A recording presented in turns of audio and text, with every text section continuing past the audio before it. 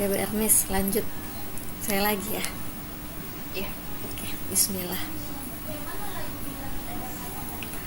Assalamualaikum Bu Ernest. Bu Ernest ada waktu sebentar? Waalaikumsalam, Bu. Kebetulan ada waktu kosong nih. Apa nih yang bisa saya bantu? Saya ingin cerita nih sama Bu Ernest tentang permasalahan yang saya sedang hadapi beberapa akhir-akhir inilah pokoknya. Baik, Bu. Apa yang ingin Bu ceritakan sama saya? Begini Bu, saya kok merasa akhir-akhir ini anak-anak di kelas itu kurang bersemangat ya Bu ya, kurang aktif gitu dalam pembelajaran. Dan yang membuat tugas pun sekitar 45% saja gitu Bu yang mengumpulkan tugas. Oh, begitu. Jadi kita ini mau ngobrol tentang siswanya Ibu yang semangat belajarnya kurang, kemudian kurang aktif. Jadi dari obrolan kita hari ini apa yang Ibu harapkan? Saya sih mengharapkan bisa mencari solusi dari permasalahan yang sedang saya rasakan ini Bu, supaya siswa saya, murid-murid saya kembali bisa aktif dan bersemangat di dalam pembelajarannya. Begitu Bu. Hmm. Nah, kalau menurut Ibu, apa yang membuat siswa Ibu ini merasa kurang bersemangat atau pasif ketika mengikuti pembelajaran Ibu? Banyak hal sih Bu. Salah satunya yang membuat murid-murid saya kurang bersemangat ya, mungkin pembelajaran saya itu sedikit membosankan ya. Saya monoton gitu, terlalu banyak ceramah Bu. Kemudian saya juga sepertinya kurang memberikan mereka kesempatan Bu untuk berpendapat, untuk aktif dalam proses pembelajaran. Jadi, Ibu merasa kalau pembelajaran yang Ibu berikan ini masih teacher center gitu ya, Bu ya? Iya. Ya, jadi kalau menurut Ibu, eh, siswa itu menginginkan pembelajaran seperti apa, Bu? Biar lebih semangat dan lebih aktif ketika mengikuti pembelajaran. Kalau saya pikir sih Bu, pastinya murid-murid menginginkan pembelajaran yang mengasyikkan gitu ya Bu ya, supaya mereka bisa aktif dalam pembelajaran dan pastinya pembelajaran nantinya tidak membosankan gitu Bu. Saya sepakat dengan yang Ibu sampaikan. Lalu kalau menurut Ibu, eh, siswa itu harus kita kasih pembelajaran seperti apa, Bu? Biar dia merasa tidak bosan dan asyik gitu dalam belajar.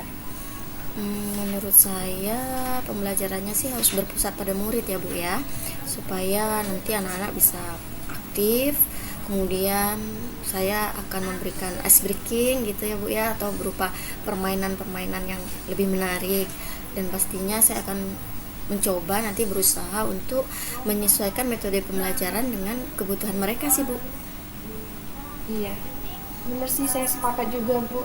Lalu Bu mengenai tugas, menurut Ibu kenapa siswa itu eh, kurang bersemangat gitu dalam mengumpulkan tugas kepada Ibu?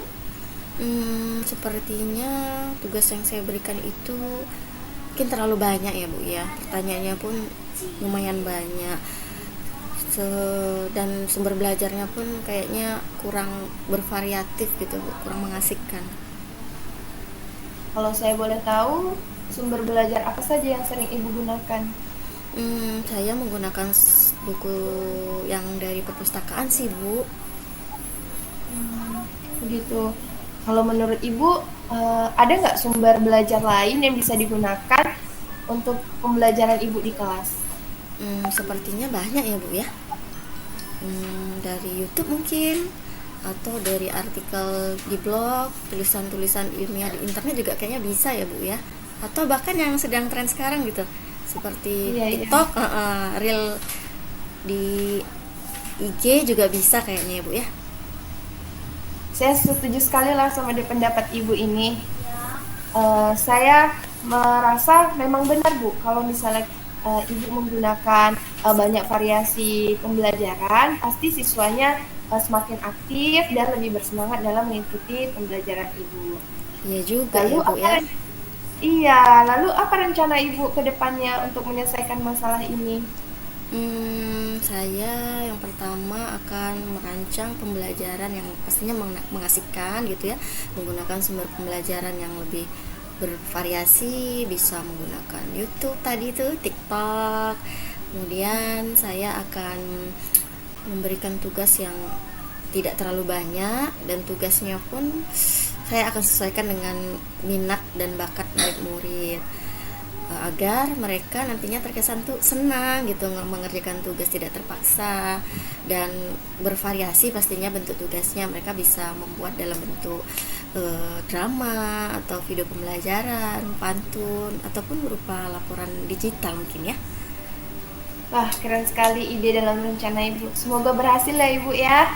Amin. Lalu, apa komitmen Ibu terhadap rencana yang sudah Ibu sampaikan tadi? Saya berkomitmen untuk selalu membuat rencana pembelajaran yang pastinya mengasihkan gitu Bu, bisa menggunakan banyak sumber pembelajaran, bisa mengeksplor kemampuan murid-murid sehingga mereka nanti bisa aktif, bisa mewujudkan mereka belajar, dan pastinya saya ingin murid-murid itu senang dalam pembelajaran Bu. Mereka tidak terpaksa gitu dalam pembelajaran. Dan satu lagi, saya akan menggunakan pemilihan sumber belajar yang pastinya semuanya diserahkan kepada murid-murid sesuai dengan kebutuhan mereka. Begitu Bu. Oke, keren sekali Bu. Semangat ya Ibu ya. Semoga dengan rencana-rencana Ibu pembelajaran lagi jadi lebih semangat gitu siswanya ya. Amin. Terima kasih Bu. Jadi setelah kita melakukan obrolan kita hari ini, kira-kira apa nih yang bisa Ibu dapatkan dari obrolan kita hari ini? Saya lega Bu, lega banget, senang banget. Ternyata saya sudah menemukan solusi dari permasalahan saya. Terima kasih banyak ya Bu Ernis. Iya, sebenarnya solusinya itu dari Ibu sendiri ya Ibu ya. Iya, betul sekali.